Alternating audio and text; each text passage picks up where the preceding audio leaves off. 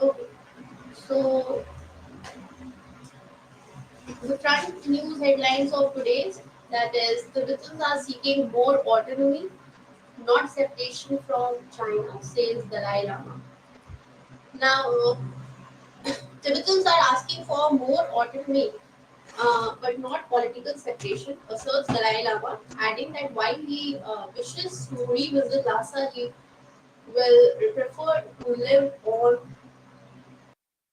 in Dharamshala. So, now what is happening is that you should know about what that the remark that has been coming from Dalai Lama has been rejected by China. Why? Because China has, however, rejected these remarks, accusing the Dalai Lama, who has lived in exile in India since 1959, of being a splittist or separatist. So they want to say that Dalai Lama has been a separatist or splittist. Now, based on this news, what is important is that you should know the location of Tibet with respect to geography.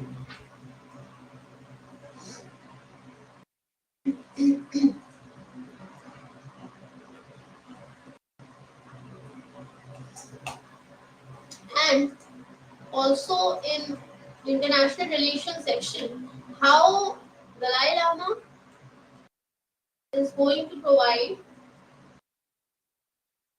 cultural aspect to India and Tibet relations, and also how Tibet is important for China. Okay, now if I go with,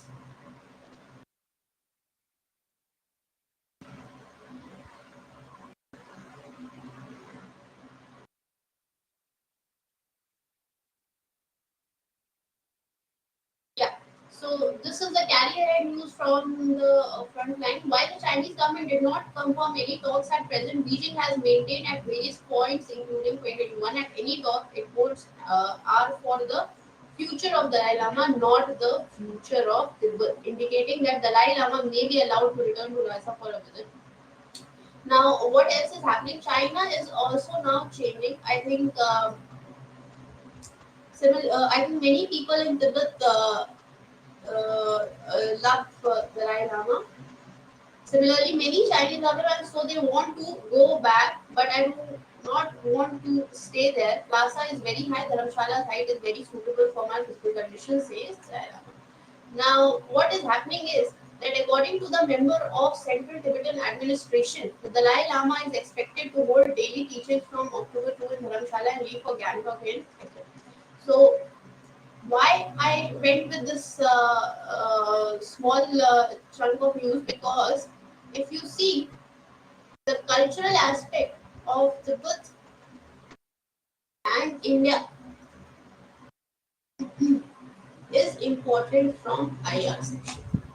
Okay.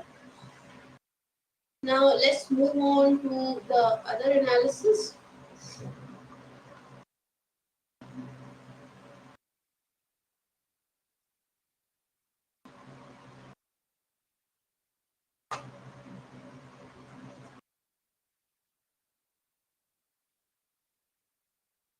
Now, if you come on to the page number 8 of the Delhi edition Hindu,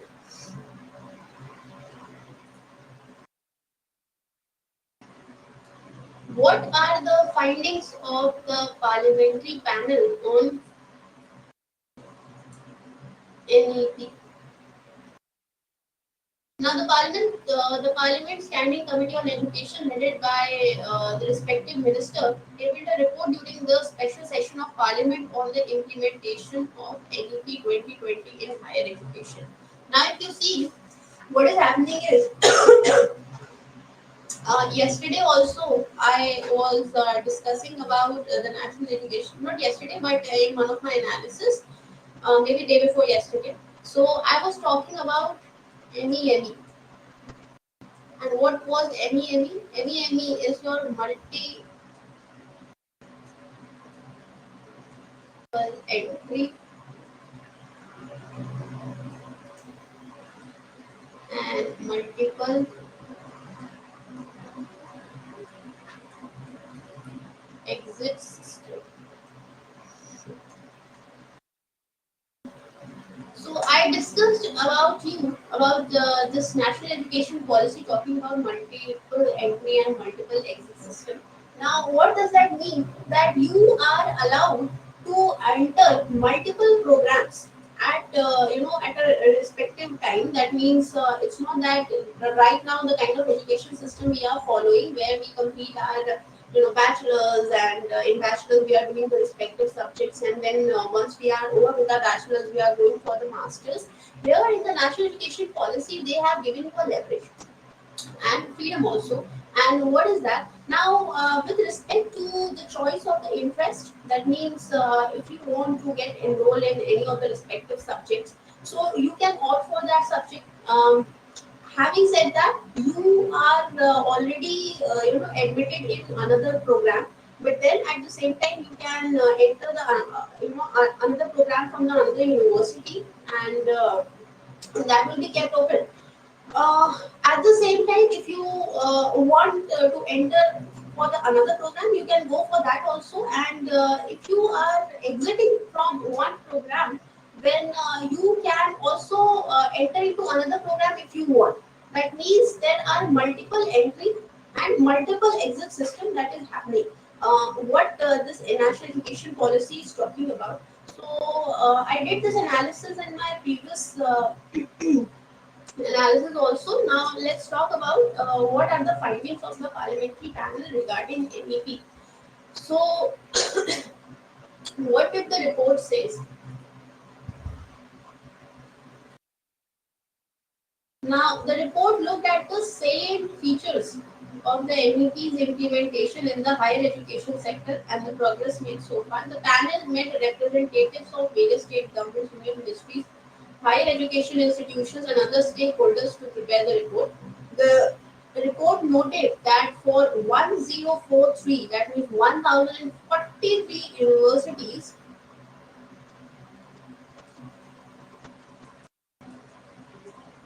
functioning in the country, 70% are under state act,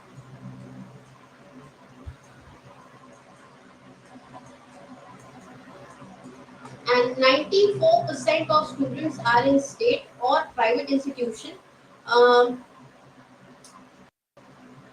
with just 6% of the students in central higher educational institution, stressing the importance of states in providing higher education. Now, what are the issues discussed? The 31 member panel tried to discuss issues such as the rigid separation of disciplines, limited access to higher education in socially economically disadvantaged area. Now, what they are trying to do, that means the panel has tried to discuss the issues. That means how the separation of the subjects you are going to do. How the accessibility of higher education will be there for socially, economically disadvantaged areas, lack of higher educational institutions, because we are already having what every time when this economic survey is coming and when the budget is being discussed, we are focusing on this aspect that we are somewhere or other very disadvantaged with respect to the higher educational institutions, and this is exactly what they are saying, that in socially economically disadvantaged areas, lack of higher educational institutions that teach in local languages, the limited number of faculty, lack of institutional autonomy, lesser emphasis on research, ineffective regulatory system, and low standards of undergraduate education. Now, what is the panel saying? The panel said that by 2030, every district in the country should have at least one multidisciplinary higher educational institution. So, one discussion that or the relevance to this is that every district is going to have what? At least one multidisciplinary higher educational institution, and the gross enrollment ratio in higher education, including the vocational education, should be increased from 26.3% to 50%. Now, this is the ambitious target. That means the enrollment ratio, that is the gross enrollment ratio of the students, should increase from 26% from 2018 to 50% in 2035. Now, what were the recommendations? The panel asked the union government and the state governments to take actions such as earmarking suitable funds for education of socially and economically disadvantaged groups, setting clear targets for higher gross enrollment ratio, because this is that's what I'm saying, that every time we are discussing the economic survey, when we are talking about the budget, we are talking about the enrollment ratio, we are talking about the higher educational institutions, we are talking about research and development, but the improvement is not something which is remarkable. So this is also they have taken in note that the target for higher gross enrollment ratio for socially and economically disadvantaged groups should be there. That means the target should be there for more socially economically disadvantaged groups. Enhancing gender balance in admission to higher educational institutions. That means there should be what? Gender equality. uh, why they are talking about gender equality? Because in most of the scenario what you see is that one gender dominates over the other with respect to higher education. That means most of the time women's are lesser in the field of higher education. Just a minute.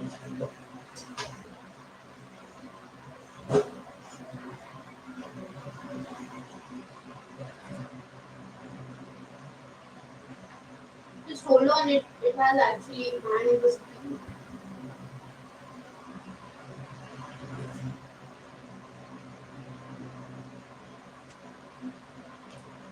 Okay. So higher educational institutions, enhancing gender balance in admission to higher educational institutions, providing more financial assistance and scholarship to SEDGs in both public and private higher educational institutions. That means they are talking about what? Um, Financial assistance and scholarships. And this shall be there in both your private and public higher educational institution. Making admission processes and curriculum more inclusive, increasing employability.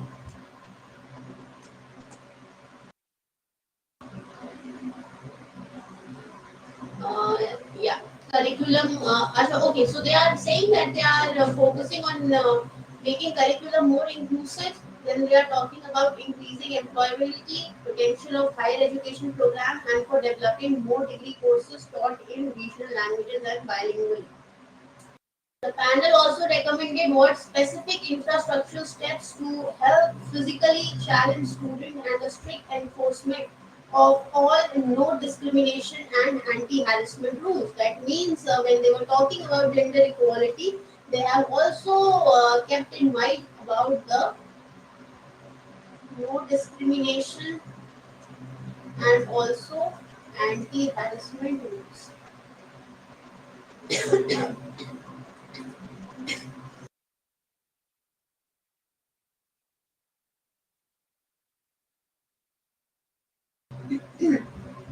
The committee appreciated the manner in which the national education policy was implemented in Jammu and Kashmir. It said that the Union Territory was among the first in the country to implement national education policy from the academic section 2022 in all its higher educational institutions. The panel said it witnessed a paradigm shift in the methods of teaching. Why? Because they are of the opinion that is if it is going to be leading lifelong learning opportunities to students. So they are talking about that this is going to be a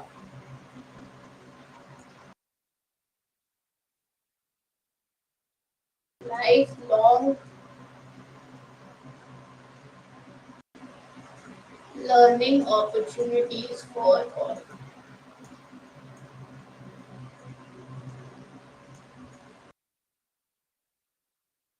Now, what about the findings? What the findings are talking about?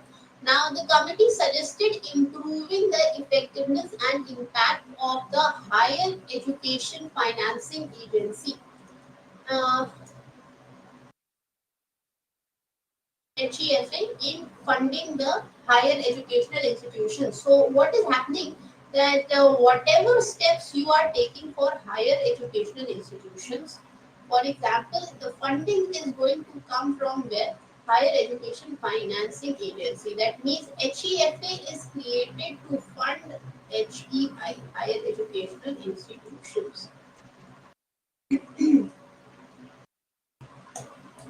Okay, it asks the HEFA to diversify its funding sources beyond government's allocation and explore partnership with private sector organizations, uh, philanthropic foundations, and international financial institutions. It recommended reviewing and adjusting the interest rates on loans provided by the firm.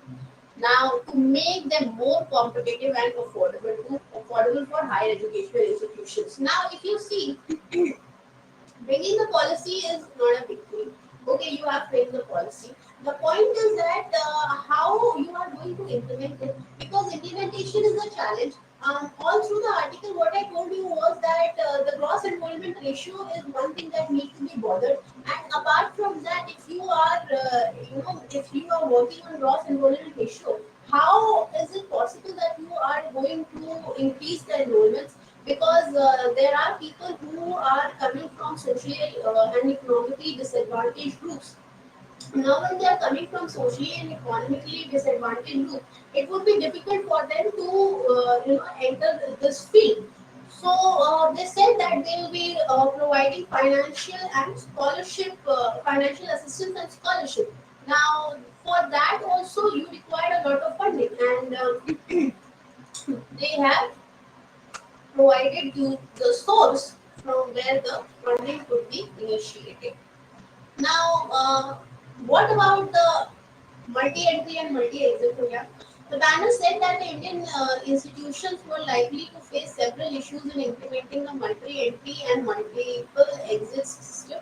The panel said while the multiple entry and multiple exit looked like a flexible system which was being operated by the Western educational institutions effectively, um, that means outer from here, that is your Western world,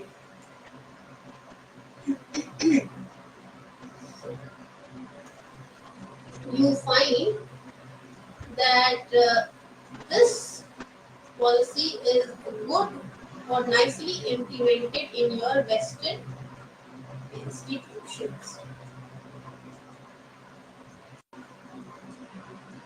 Okay, so it might not work well in the country. That means it might this multiple entry and multiple exit scheme. The panel is of the opinion it might not work well in our country because it's a quite a Western world system.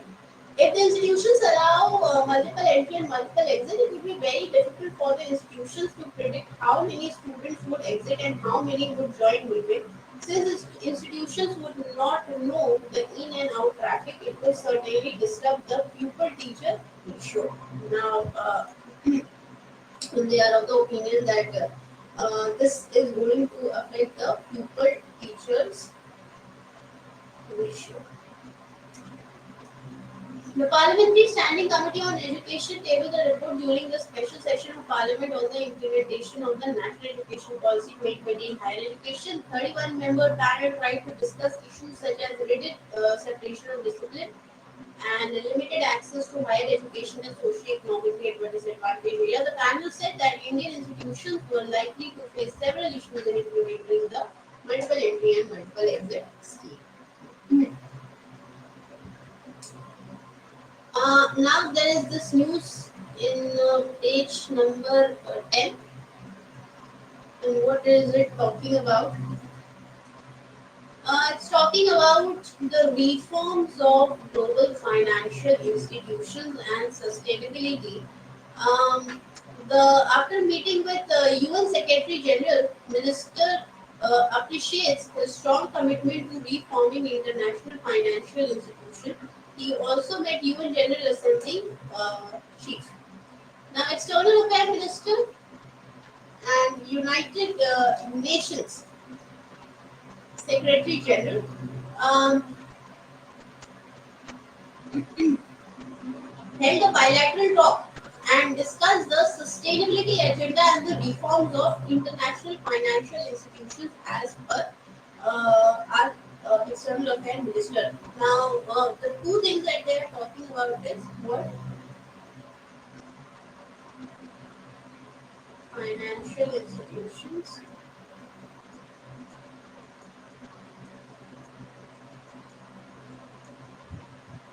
and getting sustained.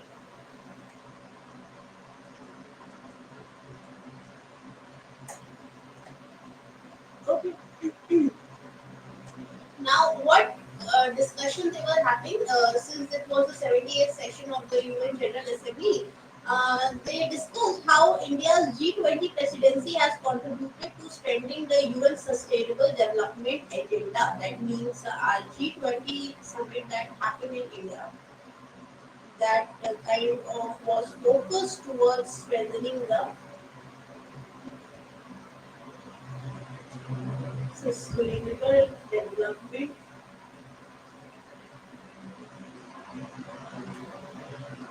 agenda. We have coordinated closely in this regard. Now, UNSG's strong commitment to reforming international financial institutions, referring to the reforms of the World Bank and International Monetary Fund. That means the two institutions that they have been targeting for reforming is your IMF, Indian Monetary Fund, International Monetary Fund, sorry, and the other one is your World Bank.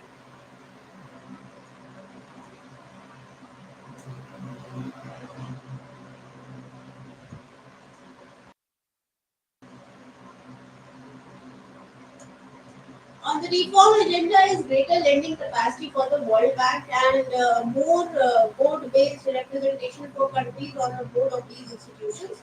Now, the minister also met with UN General Assembly President, with whom he said he had discussed the G20 presidency as well as the reform of multilateralism and giving the global South its due on crucial issues of our time. That means the G20 presidency discussed multilateralism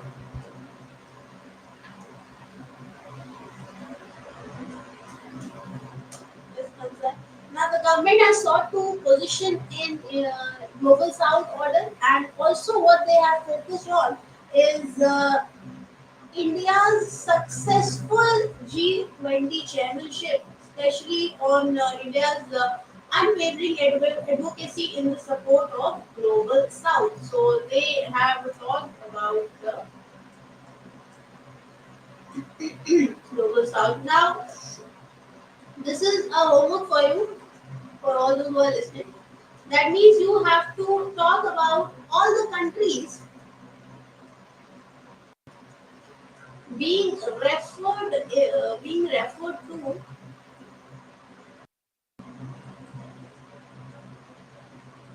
global south. Okay, so advocacy in the support of the global south. Our minister also held talks with the Madagascar Foreign Minister discussed development partnership, millets and rice production, digital delivery, and defense cooperation. That means the hold was with respect to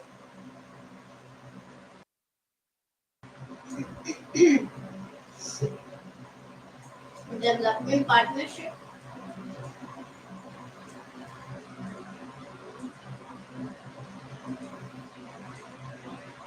with respect to millet and rice production,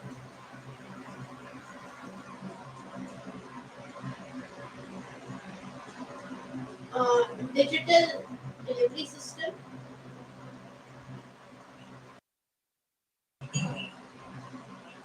and also defense cooperation.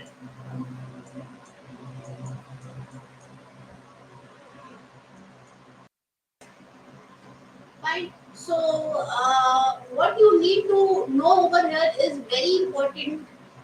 Very importantly, you need to know about the IMF reforms. You need to know about the World Bank reforms.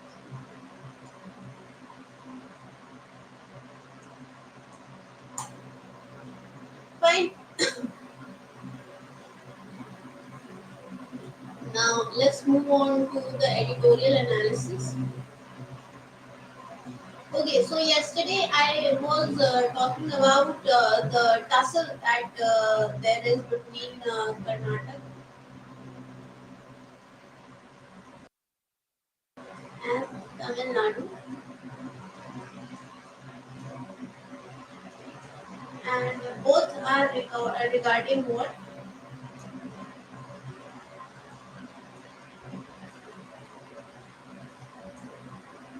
water sharing agreement between Karnataka and Tamil Nadu. So, and which river water it is? It is Cauvery.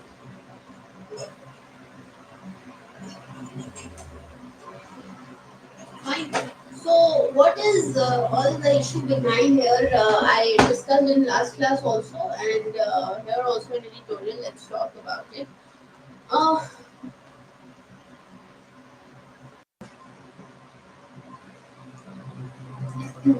what did just okay? So, what did the Supreme Court rule with respect to the water sharing agreement between Karnataka and Tamil Nadu? Why are Karnataka's farmer organization and groups protesting against the directive and the government? What has been Tamil Nadu's stance?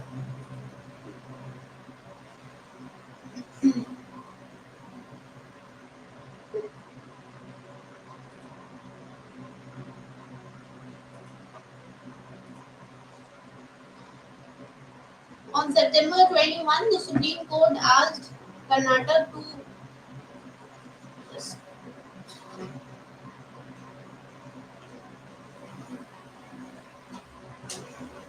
just hold on for a second.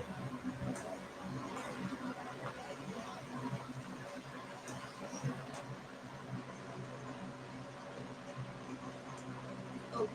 On September 21, the Supreme Court asked Karnataka to continue releasing 5,000 cubic feet per second of water from the Cauvery River to Tamil Nadu for 15 days in line with the decision of the Cauvery Water Regulation Committee and the Cauvery Water Management Authority. This has evoked a strong reaction from certain sections of Karnataka and upper Ragadian state. Now, uh, how is the water being shared? So, the one reason you should know that since the river is flowing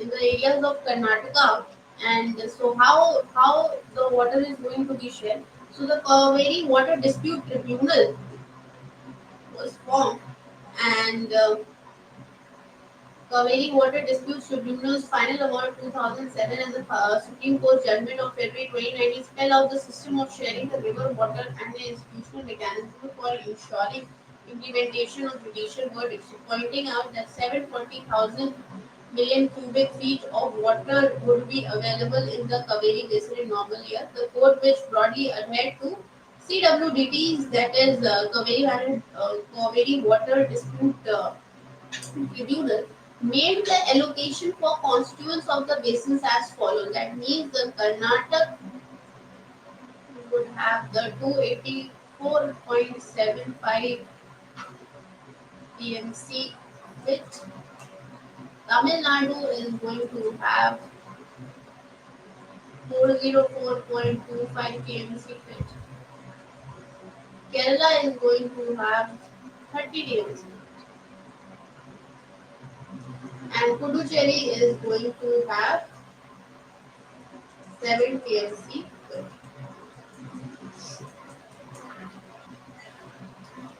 and 10 and 4 TMC pit has been set apart for environmental protection and inevitable escavages into the sea. Of Tamil Nadu's overall allocated quantity, Karnataka is to ensure this much as per a monthly shipping at Biligundu, located on the interstate border. So, this is how the distribution of water is going to take place.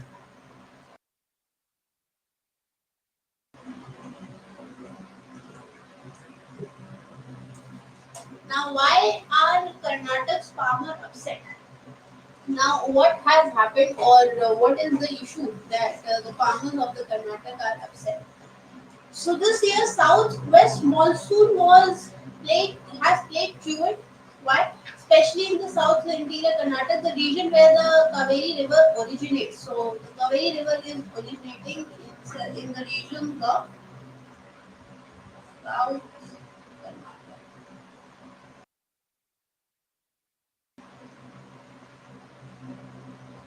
And what is happening there? Um, Between June 1 and September 23, the regions have suffered a deficient rainfall of 27%. So the region where the Kaveri water is originating, this region has suffered a deficient rainfall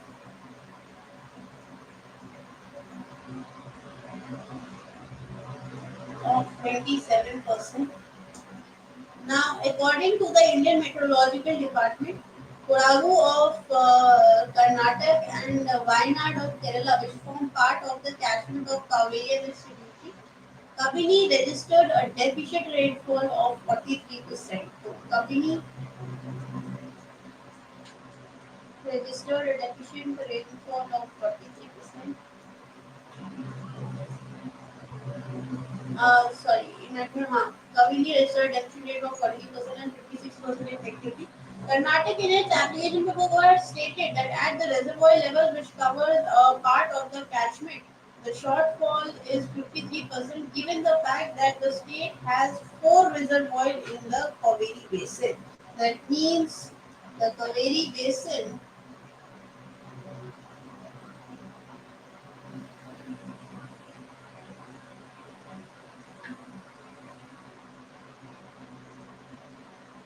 has four reservoirs.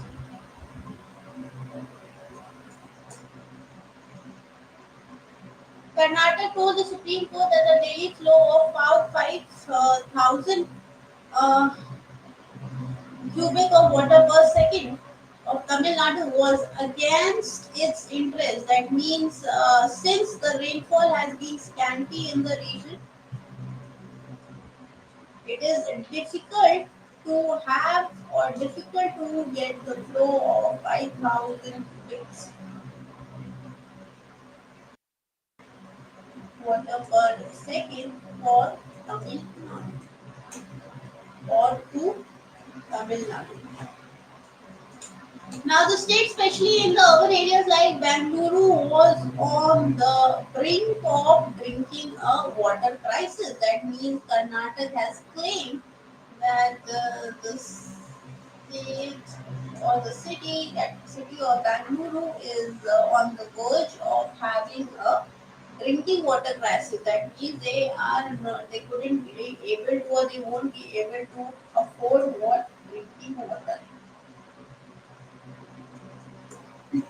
Whereas Tamil Nadu has, whereas Tamil Nadu was in need of water for irrigation. So the claims that have been put down by Karnataka government is said that one of the state of theirs, that is their Bangalore, is not able to provide for sufficient drinking water. That means they'll fall short of providing drinking water, and you are talking about the state of Tamil Nadu for providing water for irrigation, which is or which could be less prioritized because for living beings to survive they require drinking water. So if they are not going to provide drinking water and they are going to send the water for irrigation, it is not giving you any scope. Okay, so it also added that the distress of Karnataka had increased in the past 15 days. Now, how serious is the situation in Tamil Nadu? Being the lower riparian state in the Cauvery Basin, Tamil Nadu is mainly dependent on relief by Karnataka, particularly during the southwest monsoon. So, this is also we have heard and discussed right now that because the monsoon has not performed well in the South Karnataka region where the Cauvery water or the Cauvery river begins, there was a deficit of rainfall that was witnessed by of 27%. So, as per the data of Central Water Commission available, the state received 40 TMC fit, whereas it should have got 112.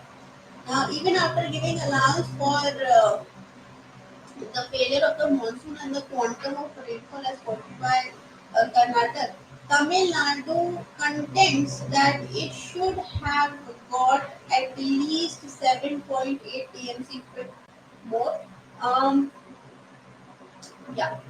Now, what else they are saying is that it is in need of water for at least 3 lakh acres over which a short term crop, which is that crop that is Kuruvai, has been raised. So here also they were talking about that Bangalore is having what the drinking water crisis and Tamil Nadu is asking water for irrigation, and the crop that they have cultivated over there is Kuruvai, and this crop is what short term crop.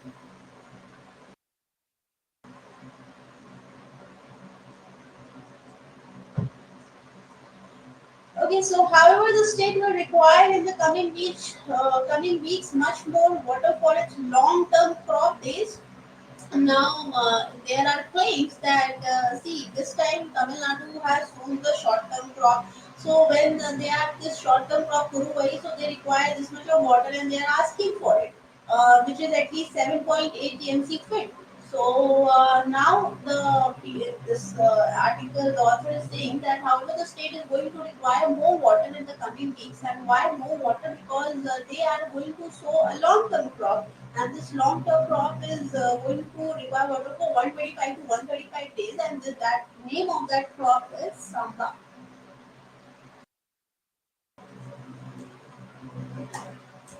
Okay, which is normally raised over 15 lakh acres. That means the ground under samba is your 15 lakh acres. Fine. Apart from that, they said that this would help in providing the livelihood opportunities to lack of landless laborers. A substantial portion of the farming activities and the summer crop takes place during the northeast monsoon. That means southwest monsoon is coming here from July, and then you have northeast monsoon. So during the northeast monsoon, this is the crop that is going to be cultivated. That is summer crop, and that is the time when they are going to require water for irrigation of 50 lakh acres of ground, which is coming under the cultivation of summer crop. Now, during the northeast monsoon, which is much more predictable than the southwest. So, in addition to serving irrigation, the Cauvery is the main source of drinking water for several districts in the state. Now, what can be done? See, what Karnataka is saying that cannot be neglected because Bangalore is One's a metropolitan area, which is a hub of our MNCs, and is so you can't let you can't let go the need for drinking water. So what need to be done? What could be the way forward, or what is being suggested? Now it is the time that Cauvery Water Management Authority, along with the constitutes finalized a distress sharing formula.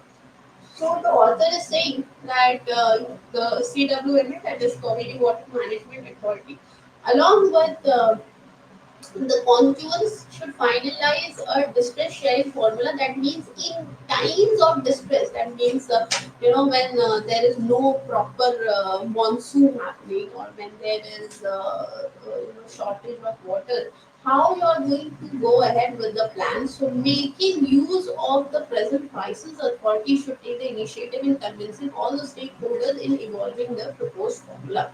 Now, the author is saying that any kind of strategy should be devised. What is that strategy? See, whenever there is a condition like this and there is no proper monsoon happening, you need to have certain formula for your this meeting the water crisis or water demand issues, because both the states, and means Karnataka and Tamil Nadu, are required, or they require water for their own purposes.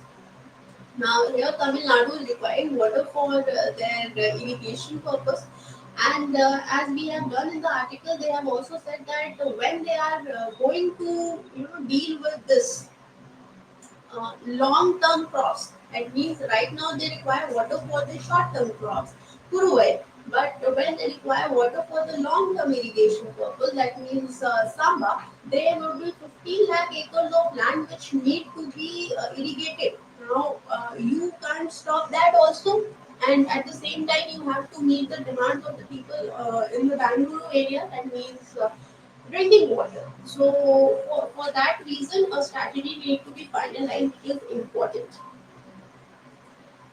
Okay. Now, this was important. Every year we are having this issue faced. So I have covered with you NEP, I have covered with you Cauvery Water. This article is basically talking about the women's representation and reservation bill,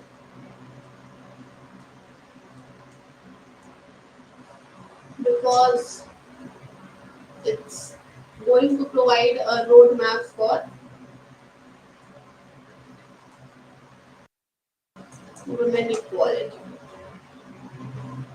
Fine. Now, if I come on to the next section, yesterday I had just started discussing about the war in the Caucasus, and what is that? Azerbaijan has taken over on the areas of Nagorno and Karabakh region. So, for that reason, your this Azerbaijan becomes an important place to be taken note of.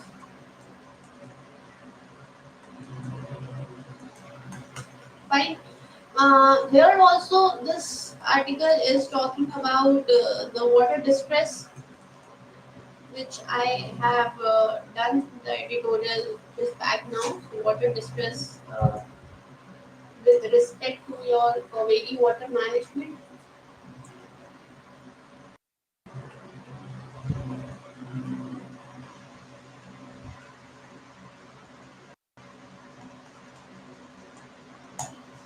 Now, the next one is G20 diplomacy and a shifting world order. Um, Now, here what I'm going to tell you is that since I'm not having the time, I'm short of time. So, what you need to do is you need to talk about the declaration part. You need to know about the issues. You need to know about the consensus approach. That means consensus with respect to the dealing about the international disorders or the international issues, that carries on your terrorism part also, your world crisis also, financial instability, climatic issues, etc. So while you will read it out, you will understand the issues. Then how